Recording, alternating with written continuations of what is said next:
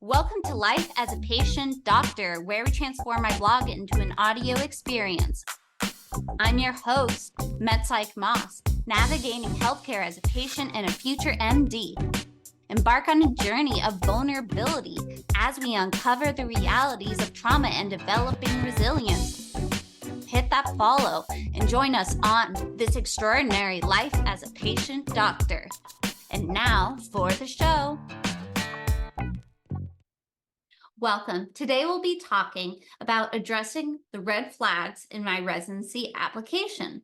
So this blog post looked at the concept of red flags and tried to explain them in the way that would be positive, but at the same time was real, told the facts without removing anything, without hiding anything that happened, but then also saying how I grew from the experience. And I'm sharing this with the community because I want to share that everyone's journey is different. And even if there are certain challenges or struggles that you undergo, it doesn't mean that you can't be successful. In medicine, sometimes that means matching and going to residency. That is kind of the next step, but it can be really in anything. As long as you tell your story and you tell it from your heart, that's what's important. Everyone is different. And so specifically looking at residency, with the advent of when COVID-19 happened and then STEP also went pass-fail, the ERAS system made some pretty significant changes, specifically in my residency application, the 2023 application cycle. Most notably was this box that was titled Impactful Experiences. It had 750 character limit with spaces. And some suggestions they included that we could talk about included family background, like if you're a first generation college student, or I also want to say first individual in your family in a STEM career or in medicine like mine. Financial background, such as you come from a low income family, you work to support your family growing up. Work study programs for college. I also want to talk about if you did the Pell Grant, that's huge and you should include that.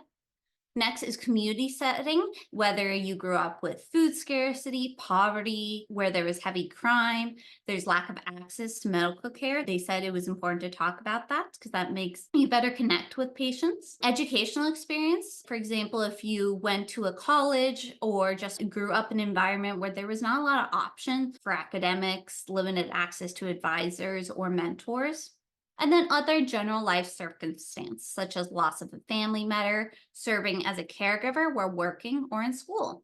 And I've been recommended by multiple residency advisors and directors that this could be a great place to also address some red flags that could also be positive experiences that have impacted my life and impacted my own journey. So for example, my red flags that you could say would be failing course exams, failing step 1, having to retake them, experiencing disabilities and health problems, taking a leave of absence.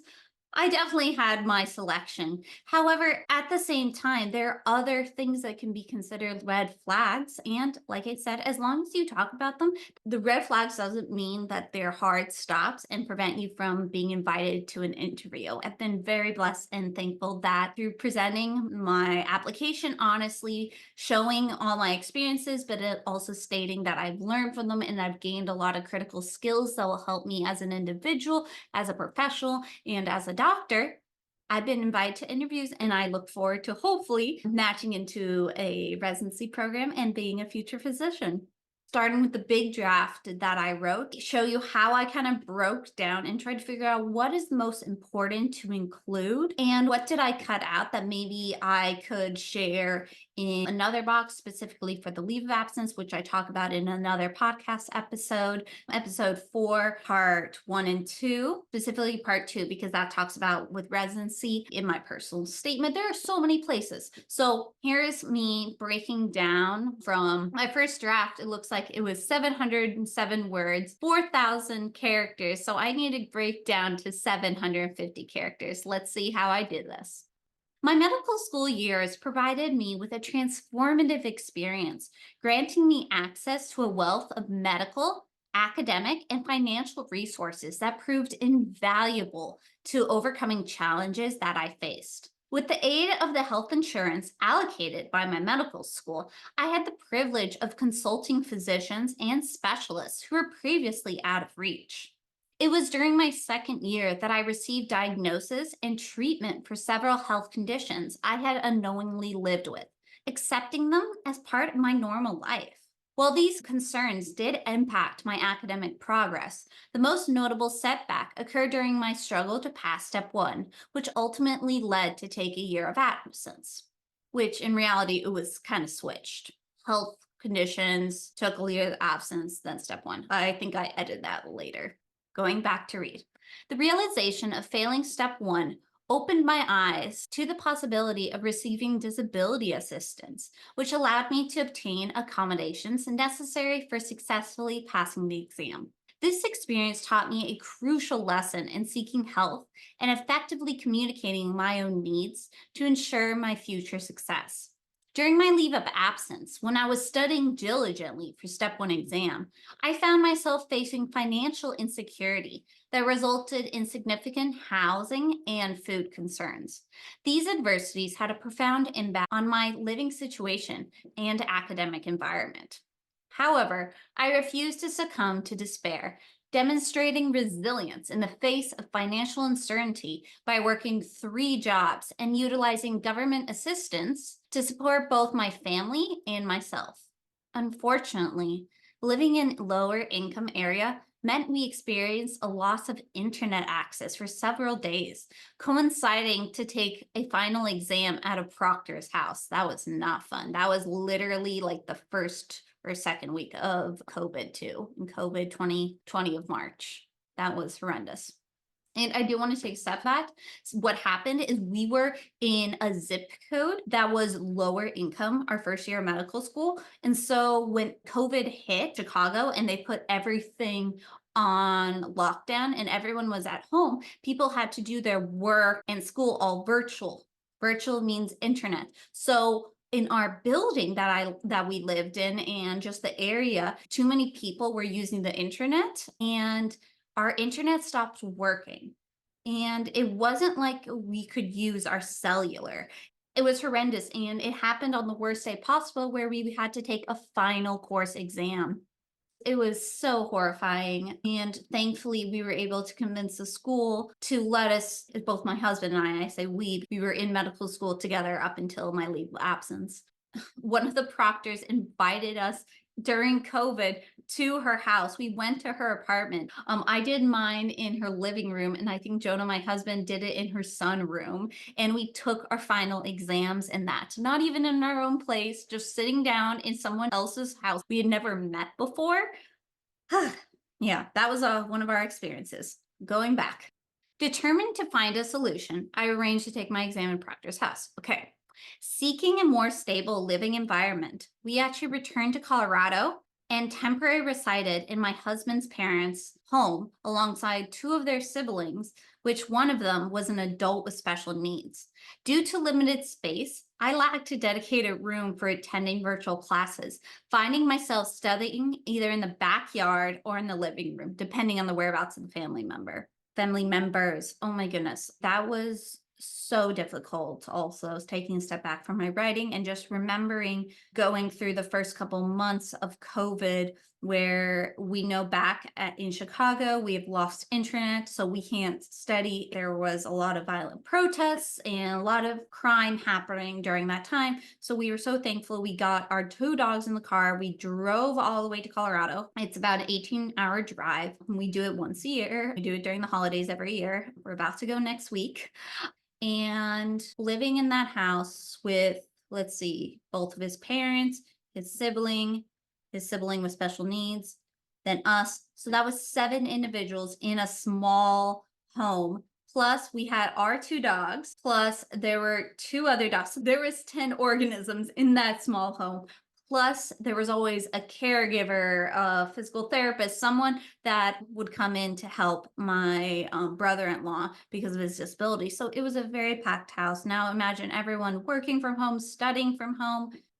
It was a lot. And definitely, I don't know how I was able to pass all my first year medical school courses, but I did it. It was hard in that environment, but yep. Whew. Okay, going back. Eventually, we managed to secure a new rental home back in Chicago. However, this new resident presented its own set of challenges. The basement contained black mold and asbestos was discovered in the attic. The air conditioning and heating systems frequently malfunctioned, and we were forced to confront the presence of insects, ants, oh, and flies, tons of flies, as well as rodents inside the house and outside, rats and mice. One unforgettable incident involved discovering two mice atop a homemade pizza that we had left to cool. When we reported this issue to our landlord, we were met with callous dismissal as he insisted such occurrences were normal for Chicago and advised us to avoid leaving food unattended. And I'll step back again. This is me just putting down in the shortest way possible all that we had to deal with during the beginning of COVID. There'll be a lot of traumas, a lot of memories from that house. Just from dead rats that were under like our vegetable garden, and they would get maggots, and there were hundreds of flies. I would get a fly like container, and we went through two huge of them that each hold like almost 1,000 flies. It was disgusting. Our dogs liked it because they loved chasing the rats, but that was definitely unsanitary and very disturbing. And we couldn't really just enjoy the outdoors during COVID, which was so important because we were stuck inside. So that was really hard. And then once it started getting worse in the winter, rats and mice started to come into the home. They started laying nests in the walls, and our husky would like put her nose under the dishwasher. Like she would just sit there with her nose, and we just knew there were probably mice running back and forth that she would try to catch and then wouldn't. Sometimes she would catch them. That would be gross. Yeah, that was a really hard time. I put it down here to really just show like all the stuff we went through during medical school. So again, what's your story? Share your story. Okay, going back. During the coldest months of winter, our furnace broke down and the landlord refused to address the issue, which left us enduring in freezing temperatures for almost an entire week, which is illegal. We had to bring the city involved. And once the city was involved, then he fixed the heater. But we were at our wits' end. We were like, enough, we have to break this lease. Ultimately, we were compelled to break the lease and relocate once again. This demonstrated how my husband and we have moved every 9 to 12 months. Every single year we've been together since our senior year of high school, moved to a different location. And from a psychology trauma perspective, that's a lot of trauma to be able to, for your entire environment to change, for you to get used to where your grocery stores are, where you're going to put your clothing, reorganizing everything, all that stress, boxing, unboxing. That's a lot of stress. This marked the fourth move during our medical school journey. And this was second year of med school, 4 times. Yes, it was during my second year of medical school during my leave of absence. This marked the fourth move during my medical school journey, further compounding the challenges I faced while striving to maintain my academic progress. To cope with our financial difficulties, we were even forced to sell our car, our many personal belongings, fundamentally challenging our perception of what possessions are truly necessary for a fulfilling life. In the last episode, part 2, I talked about the hierarchy of needs, and it really challenged us to figure out what is bare minimum, what do we need? Can we do one computer for both of us? We determined that wasn't possible, so one of us had an iPad, one of us had a computer, and we would switch off. A lot of our plates and cups, as they broke throughout the moves, we couldn't replace them. So we would definitely use different types of plates for bowls, just typical low income living, having a fun time on Facebook Markets, selling our vacuum cleaners, just different odds and ends in the house, purchased ourselves or been gifted, and we're worth anything of money just to be able to survive. I talked a little bit about that in the leave of absence last episode if you want to read that, but I'll go back. How I'm explaining my impactful experiences in my story.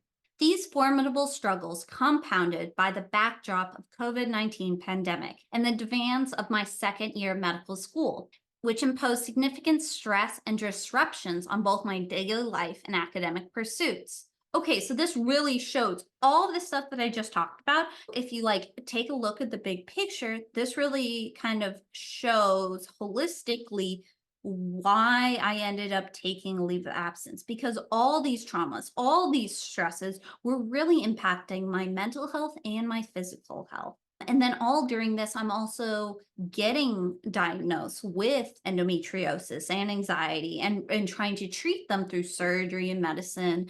And it makes sense how things boil. Even though I was boiling the frog, it had to happen. I had to take leave of absence. And even if that was going to be a red flag, I didn't have another option. If I didn't take a leave of absence, I probably would have burned out even more. And maybe I wouldn't even have been a doctor ever again. And so all of it compiled to my story. Let's keep going. Nevertheless, I found the strength to persevere. So this is where I'm talking about all this stuff has happened. Let's now see what came out of it. What are the positives? What are the strengths? What did I learn from this experience that I can take on in my future life as a person and as a doctor? So I found the strength to persevere, showcasing resilience and adaptability in the face of adversity. This profound experience fostered within me a deepened sense of compassion for individuals enduring social challenges. The fear of not knowing if on any day your landlord might evict you for failing to pay rent is truly terrifying. Moreover, I came to understand the inherent transience of certain stressors. Even in the most hopeless moments, I discovered the power of action, whether it be seeking additional employment or opening up to communities I am a part of and requesting assistance. The perseverance I developed through a lifetime of overcoming obstacles, dating back to my youngest years, prepared me to confront the financial and health challenges I confronted during my medical school journey. Whew, a lot of stuff was said there. That was also so important. In order to explain how I was so resilient, I did quickly mention that, this is not my first rodeo.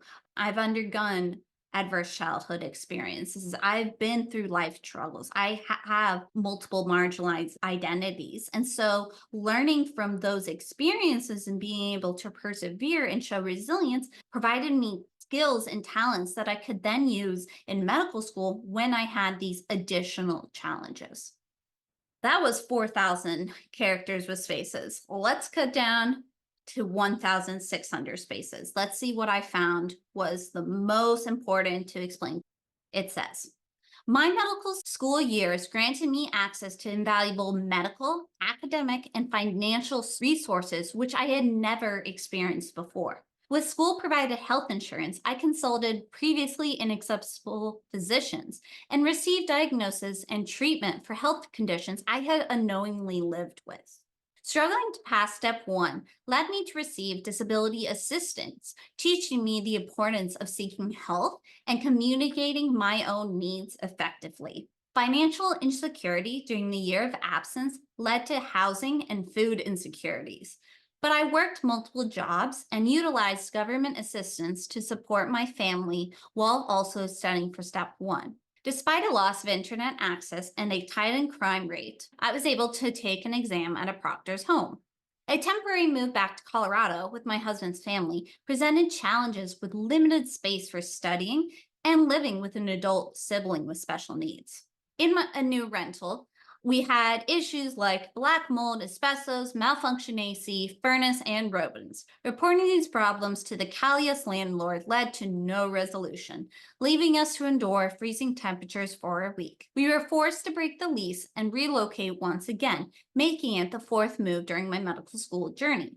Financial difficulties forced us to sell our car and personal belongings. These struggles, combined with the pandemic and demands of medical school, caused additional stress. Nevertheless, I persevered, developed compassion for those facing societal challenges, and learned the power of action and resilience in the face of adversity. Breaking off, there's a lot of great sentences in there. A lot of key things that are important: financial challenges during step one, challenges in moving, challenges with living with an adult child with special needs, but it's kind of all over the place and doesn't really make a lot of sense. So that was 1600 characters. Now breaking it even smaller to 750 characters, which is exactly what they want. I wish I said this in my previous podcast. I actually included was your medical school education extended. So I put down the final version for my residency application. So I then took this to a lot of different intending physicians and asked for support, like what their thoughts were. And a lot of the things that I received was like, okay, like, yes, there's mold in some houses, like, yes, furnaces don't work, but like, going back to like the whole point of this box in the residency application, we were supposed to talk about impactful experiences. How is a rodent impactful? Even though it was for this short box that you have to squish your entire life struggles and experiences into, how can we get them at least interested and giving them a small bit? That way, when they interview you and they ask more questions, then you can go into and explain more. So I took all the advice from all of my advisors, and these are my final paragraphs that I submitted in my 2023 residency application, which, if you know, I was thankfully very successful in receiving many interviews, and I'm very thankful for. So for my other impactful experiences, I ended up with 739 out of 750 characters. As the first of my family entering the medical field, my husband and I were committed to becoming physicians since our undergraduate years. Together, we received student loans and Pell Grants and maintained jobs during college and gap years, supporting each other's journey. I have developed tremendous empathy for those who have similarly pursued education while reliant on government-sponsored programs. During our M1 year, COVID led to a temporary return to our family's home, which presented additional challenges, such as limited space for studying and taking exams, while caring for adult sibling with special needs. By overcoming challenges, I have learned the value of perseverance and embracing resilience in the face of adversity. So I included a lot of additional stuff that I didn't talk about before, but since I'm going to be talking about my LOA during the next session on is my training extended, I really want to focus on things that weren't included, particularly talking about like my road to medical school, which I haven't really had the opportunity to talk about. Honestly, up to that point, I didn't really think about it being impactful, but it was. Up to this point, there was 20 some years of experience. So, especially in the college years right before and during my gap years, it's important to share what shaped me and also what had impacted me to viewpoint of life. Last thing, was your medical education training extended or interrupted? This is the final paragraph that I wrote. During my M2 year, I was diagnosed and began treatment for medical conditions I had unknowingly struggled with for most of my life. While now well managed, at the time, it led to me needing to retake course exams and necessitated a leave of absence to address my health. This LOA brought about unforeseen challenges, including financial instability, housing insecurity, and food scarcity. Due to these challenges, I needed to retake step one while working multiple part-time jobs to support my family. If you've listened to the previous half of this podcast episode or listened to my other, there was a lot of things that happened during my medical school. It was a traumatic experience. And in order to keep going and process what happened, talking about it and finding other individuals who have similarly dealt with challenges during medical school has helped me feel less alone. And I hope will also help other individuals feel less alone. Even though these challenges are stigmatized, we need to break down the barriers by just speaking on them and sharing that everyone's journey is unique. Also, I noticed that I had forgotten, honestly, that this was actually my first disclosure during my personal statement and during my activities. I did not mention my disability. I did not mention my health condition. So I really made sure that every single part of my application was unique. And if you only got part of it, you got one aspect of my life, another aspect of my life. And then for the program director who usually got everything, they would hopefully be able to get the full big picture of who I am as a person and how my experiences will help me be a better clinician and a better resident.